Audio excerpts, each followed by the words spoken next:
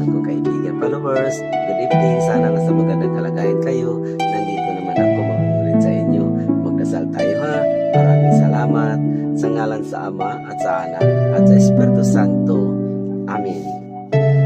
Ama naming makapangyarihan sa lahat, huwag mo kaming pababayaan sa araw at gabi, sa mga oras at sa mga minuto, dahil sa aming hanap buhay.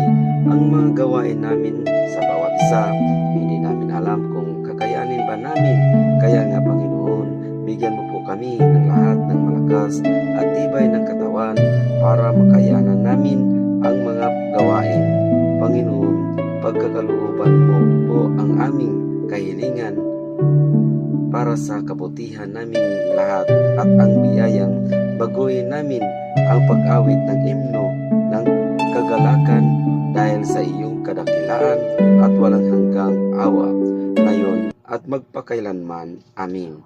Sa ngalan sa Ama at sa Anak at sa Espiritu Santo. Amin. Babay mga minahal kong kaibigan, followers, good night, salamat.